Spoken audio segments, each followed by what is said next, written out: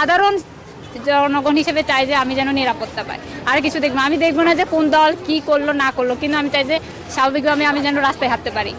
যে হ্যাঁ, আমি এখন যদি বলি ইন্টারের একটা ছাত্র রাজনীতি করবে, এটা তো আমরা মানতে পারি না।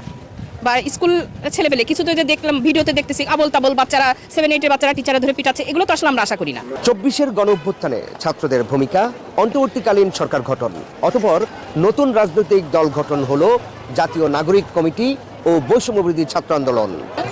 নতুন রাজনৈতিক দল কি আশা আকাঙ্ক্ষার প্রতিফলন ঘটাতে পারবে? জানতে চাই, জানাতে চাই। সাধারণ নাগরিক হিসেবে হচ্ছে যেই দলই আসুক না কেন, আমি আসলে কোনো দলে বিশ্বাসই করি না, কোনো দলের প্রতি আমার বিশ্বাস নেই।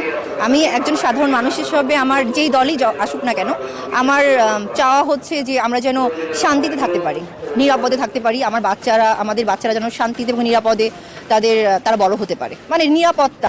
নতুন দলগুলো থেকে হচ্ছে গিয়ে প্রত্যাশা বেশি। বিএনপি, জামায়াত সবই হচ্ছে গিয়ে দেখা হয়ে গেছে একবার করে, সবই মোটামুটি হচ্ছে গিয়ে একই পথিক সব।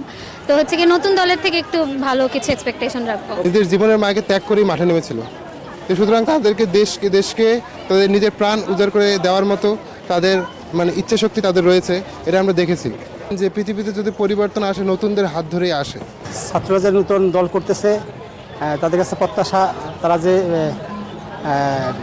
সরকারের পতন ঘটাইছে, যে উদ্দেশ্যে পতন ঘটাইছে সে উদ্দেশ্য সাধন করা, মানে যে দুর্নীতি তারা করছে, যে মানে অপরাধ তারা করছে, এই ধরনের দুর্নীতি অপরাধ থাকবে না, এমন একটা দেশ গঠন করবে, এমন একটা দেশ গঠনের প্রক্রিয়া নিয়ে উদ্দেশ্য নিয়ে তারা দল পরিচালনা করবে, দল করবে, সেরকম কিছু প্রত্যাশা করতেছে আমরা। পজিটিভ দিক থেকে আবার নেগেটিভ দিক যেন না হয়ে যায়। দেশের একটা বাজে সিচুয়েশন ছিল, আমরা দীর্ঘ সময় ধরে এটা সাফার করতেছি। ওই সিচুয়েশনটা থেকে কিন্তু আমাদের সিনিয়র যারা রাজনীতিবিদ ছিল ওরা আমাদের ওটা থেকে বের করে নেই, আমাদের এই স্টুডেন্টরা আমাদের বের করছে, আমরা বের করছি। তো অবশ্যই সেই জায়গা থেকে স্টুডেন্টের প্রতি আমাদের একটা আস্থা আছে, তো আমরা বিশ্বাস করি সেই আস্থার জায়গাটা ওরা রাখবে, সামনে আরও বেটার কিছু করবে।